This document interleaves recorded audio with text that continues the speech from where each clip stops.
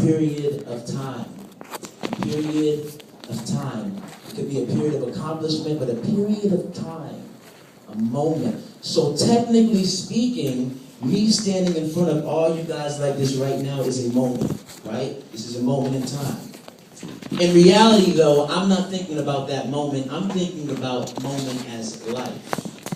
So in honesty, it says just waiting on your moment. My thing to you guys is not waiting on your moment, but living in your moment.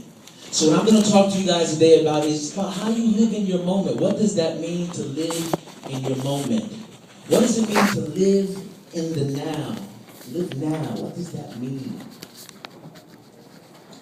I want to talk to you guys really quickly about a couple masters, what I call masters of the moment. People who were able to go through certain things in their lives, they were able to use them, and at the end of the day, they were able to navigate all the issues that they had. They were able to experience hardships, and they were still able to be successful. I want to talk to you about a young lady born a few years ago in the 1950s, born down south, went from house to house to house to house to house. At the age of 9 years old, she never really lived with her parents, she only lived with one. She was molested by her family members, by her uncle, by her cousins, by family friends. At the age of 14, this young lady is pregnant. At the age of 14, when she has a child, her child dies, possibly because of how young she is. Now, every time I tell that story and I tell everybody, well, that woman was Oprah Winfrey, everybody looks and say, really, Oprah? Really? This billionaire went through all that and eventually was able to get to where she is now. She's what I call a master of her moment. Let me tell you a more familiar story about a young man born in New York to one mother, obviously, one father, but the father wasn't in his life. Born to several siblings. As they grew up, he began to sell cocaine. He began to hustle cocaine from New Jersey to New York to Maryland to Virginia by the age of 17. Making a lot of money just hustling coke. Even to the point that drugs were so part of his family that he told a story of how he shot his brother, who was 20 years old, in the shoulder because he thought his brother stole jewelry from him. He escaped the jaws of death constantly. Constantly. He escaped the jaws of going to prison constantly. Somebody was clearly on his side. He was supposed to have been dead by the age of 20. He'll save himself. Until one day, he had a mentor that took him to London. And it opened up his eyes to what his talents could do for him if he actually pursued what it is that he wanted to pursue. And his name is Sean Carter, as you guys know him as Jay-Z. One of the most famous, richest rap moguls ever. I am not here, let me make a confession to y'all right now. I'm not here to change anybody in here. Sometimes y'all get speakers that come in here like, hey, change your lives and God, change your lives and I'm gonna, whatever, walk out the door, you're a new person. I'm not here to do that. I'm not gonna lie to you. I'm not here to change you. Actually, as a teacher, I love everybody individual and unique as they are. That's fine with me. I'm not here to change you. I'm here to just inform you. I said this a few months ago. I believe that information without application is simply fascination. That means that I can give you all the information in the world, you take it and you don't do anything with it and you will stay where you are. But then I believe that information with application is equal to transformation. That means you take what it is that I give you, you take what it is that anybody gives you, you use it, and you will see a change in your life. Everybody say yeah. Yeah. Everybody say yeah. Yeah. All right, check this out. In order to be a master of your moment, I used Oprah and I used Jay-Z as an example. Those are just famous examples. There are many people who are around you every day who are masters of their moments. You don't have to be famous. You don't have to have all the money in the world to live your moment. In fact, there are hundreds of thousands, there are millions of people who are living their moments outside of the spotlight. So it has nothing to do with that. But it has everything to do with you deciding in your mind that I'm ready to live on my moment. 3 things. I call it PPP. Purpose, passion, and people. If you are to master your moment, now when I talk about moment, I mean your life. If you're to master this thing that we call life, your moment, you've got to be able to master what I call passion, purpose, and people. Purpose. Start with purpose. This microphone in my hand right now was designed in such a way that I would be able to use it to enhance my voice so that you all could hear me. It was purposely made like this. This microphone could not have been designed as my shoe because it would defeat the purpose of me using it to speak to you guys. Let me use another example. If it's raining outside, I cannot take my shoe and put it on my head to protect me from the rain. That was not the purpose of my shoe. The purpose, the intent of my shoe is to protect my feet from when I'm walking on the ground. This shirt I'm wearing cannot likewise be used as shoes because it was designed to be put on me to protect my body from when I go outside. It is the same with everybody in here. I would say about 150 people in here, and there's 100 what I call 50 different stories in here. 150 different purposes in here. 150 different purposes in this room. I was not designed to be how he was designed, but two different people. It's like a pen and a gun. Two completely different things. I wasn't designed to do what she does. She was designed for a specific intent. I define purpose as what it is that you contribute to the world. I was reading an article probably a couple weeks ago, and the article was the top 10 things that the most successful people in the world think about. One of the questions that they think about, and I challenge you all to think about, is it says, what can I give to the world? What can I contribute to the world? As I'm living in my moment, not just waiting on my moment, but I'm living in my moment, what can I give to this world? What can I contribute to this world? That's purpose.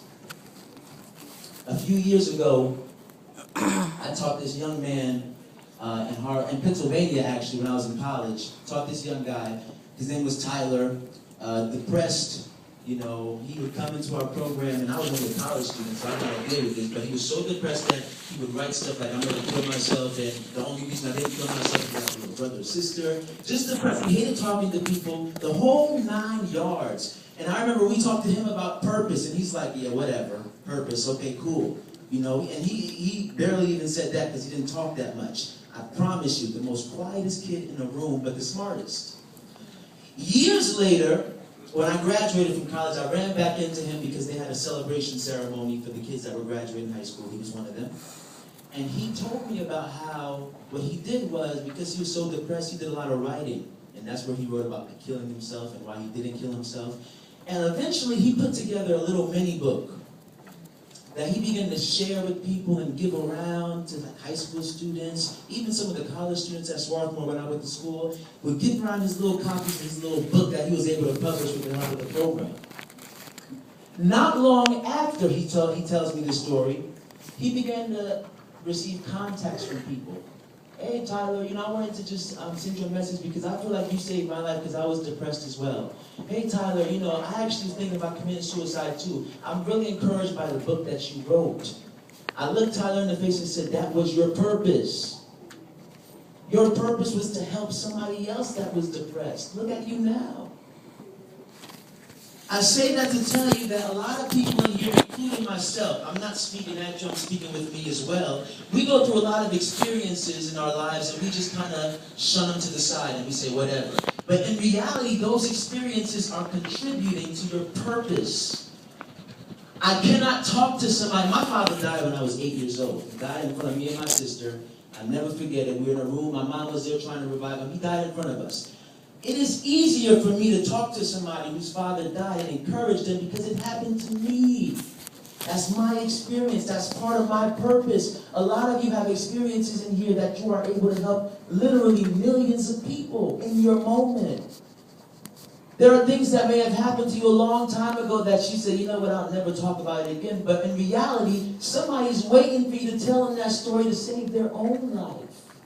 That's what purpose is, what I can contribute to this world. Purpose, passion. Passion is already born inside of you. Okay, it's inherent. That means you were born with passion.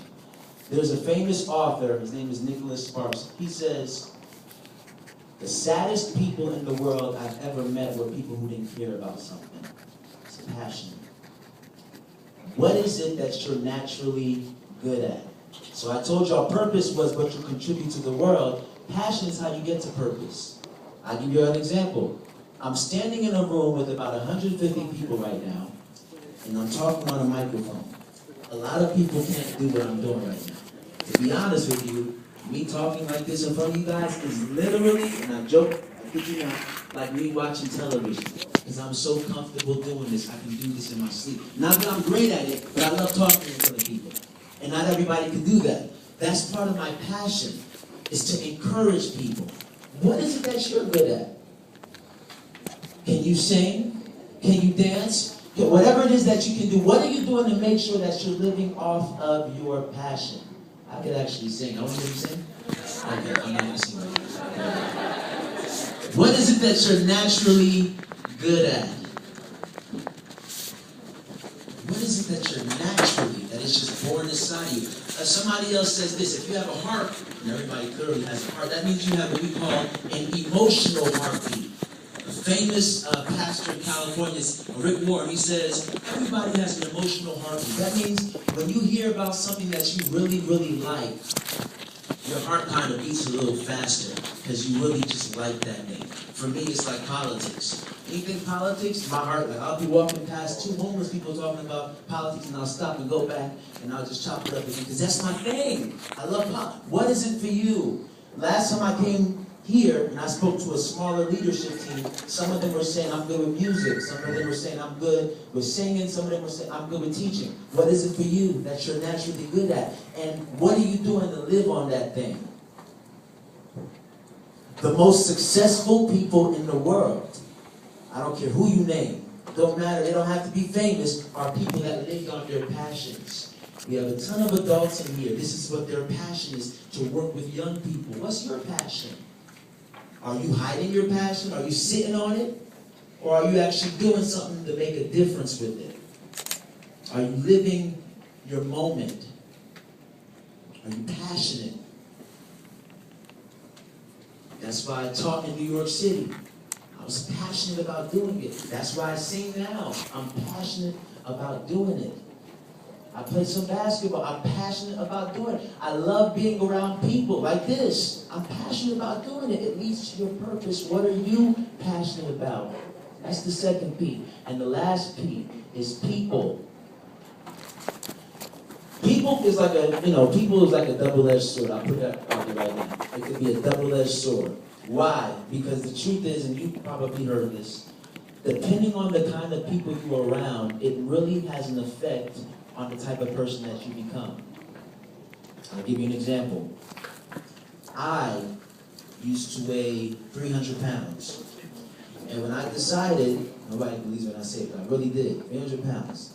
And when I decided that I wanted to lose weight, there's a group of people that say, "Nah, you're fine, just leave it like that. You're good, you're cool. Stay that way." I decided to apply to one of the best schools in the country because I was just, that's what I wanted to do. So I said, you know what? Told a few people, I'm thinking about applying to this school. Nah, don't do that. Why would you? I don't know if you can really get in. I eventually got in. I decided to teach in Harlem, New York with a program called Teach for America. I told a few friends about it. Yo, why would you want to go out there and teach in one of the poorest neighborhoods ever? I can tell you stories for days about my 8th graders who were living lives like they were 30-year-olds. Why would you want to go, teach out there? Like, what difference would that make for you? I purposely used those 3 examples.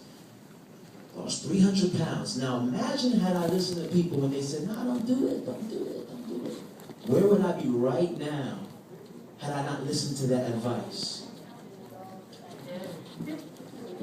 Number 2, that's right. And what if I hadn't decided to teach in Harlem, New York? One of the best experiences of my life. I still keep in contact, even though I'm getting ready to leave to move back to New Jersey. It's one of the best experiences of my life. That's the reason I even stand before you now, because I'm very passionate about youth issues from teaching. I would have never been here this morning. I can guarantee that had I listened to people when they said, don't teach, don't do it. That is what led me to being here right now. Sometimes when you listen to people, they will have you go on such a course that you were never designed to go on. Y'all have lives to touch. Y'all have people that affect. Y'all have lives to touch. People to affect. That's the effect of people. I was reading an article, and it said that although many people, everybody in here, y'all going to meet hundreds of thousands of people throughout your whole lifetime, it's a fact that only a handful of those people, so you're going to meet thousands of people, it's a fact that only a handful of people will have an effect on your life. That's why sometimes you hear people say, I can tell what kind of a person you are with the people you hang around. There's only a handful of people that can affect the type of person that you are. What kind of people do you have around you? Do you have dream chasers? Or do you have dream killers? Do you have people that say, you know what? Don't do it, don't do it, don't do it, don't do it, don't do it. And constantly what I notice as a teacher is at times the people that are saying don't do it are the people that don't have dreams themselves. They haven't found their own dreams yet, even though they do have dreams and passions. They were just scared to do it. Watch out who you listen to.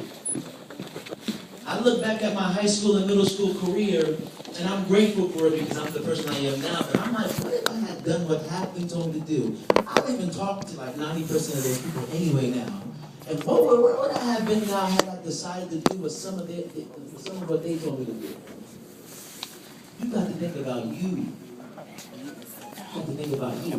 Now, with that being said, PPP, purpose, passion, and people. With the mastering of those things, the question then becomes, how do you actually live your moment? How do I live my moment? Yeah, this conference is called Waiting on Your Moment. And she first told me that, by the way. I don't listen to rap like that, but when she first told me, the first thing I thought about was that song. Waiting on my moment. Is that where I got the conference from? That's where I got it from? Exactly. So the question is, how do you actually live your moment? How do you live your moment? Yeah, I told you about purpose. Yeah, I told you about passion. Yeah, I told you about people, but how do you actually live your moment? I'll tell you. You've got to decide to commit yourself to your moment. When I say commit yourself to your moment, I mean you've got to love your moment. And if your moment is equivalent or is equal to your life, that means you've got to love your life. Commit yourself to your own life. Commit yourself to your passions. Commit yourself to your purpose. Because when you commit yourself to something, when you love something, even if it goes wrong, even if there's certain things that keep you back, even though you feel like there's so much that's happening to you in your life, and you're going through the craziest experiences, when you love something, you're committed to it. You're not going to let it go because you're committed. That's what commitment means. I was getting ready to be a teacher. It was the hardest thing ever to prepare to actually do it. But I said, you know what? I love this so much that I'm going to keep going at it. And I'm going to keep going at it. I wanted to lose weight so much that I said, you know what? I love myself too much to not do this. Let me see what will actually happen if I work on it on my own. What is it that you're committed to? Commit yourself to yourself. Whatever it is that you desire. I told y'all earlier, 150 different stories in here. 150 different stories. Ain't nobody in here can do what anybody else does, and ain't nobody in here has the same story as somebody else. That's what makes you so unique. Believe it or not, you are the only person with your fingerprint in this entire world. Even if you have a twin, you have your own fingerprint. It's distinct. My fingerprint can never match anybody's from here to Africa to Switzerland to Australia. Anywhere in this world, I have my own fingerprint. That wasn't on purpose. That was by design. You were designed to stand out, to be different. To be different, to leave, it's almost like if you have a map of the world here, and you just come by, and you have something on your hand, and you just put your hand on the world, and you walk away. You were designed to leave your mark on the world. Yeah, you may not leave it in public, and people may not see you on television and all that nonsense, but you were designed to leave a mark on somebody's life. You got to think about it that way. You matter. You matter. And when you're committed to yourself and you begin to think that way, that's where you begin to see purpose and passion and the right people come around you. I want to ask one more question, and I want y'all to answer to see if anybody actually knows this. Does anybody in here, this is a question for y'all to answer, does anybody in here know where and this is not for the staff, this is for everybody out there. Do y'all know what the richest place on earth is? Go ahead. The cemetery. The cemetery. That's correct. Let me tell you why. Let me ask you a question. How much money is Bill Gates worth? Billions of dollars. How much money is Beyonce worth? Thousands. How much money is Beyonce worth? She's worth millions, hundreds of millions. How much money is Oprah worth? Right, exactly. So check this out. I just named 3 people for you whose net worth is easily over $2 billion. $2 billion. Imagine the people lying up in those cemeteries who could have been where those people are, but because of fear, because of other people, they decided not to go after their dreams. Every time I drive past the cemetery, the first thing I think about is, wow, I need to make a move. Because when I go under, at the end of the day, we all going down under eventually. Because this moment don't last forever. That's the point of a moment. It's temporary. What difference are you going to make sure that when it's time for you to go down under, they say, you made a difference on this earth? I thank you guys for having me so much. I hope that you guys enjoyed this day. I would love to speak to as many of you as possible when this is over. But bless you all. Thank you all for having me.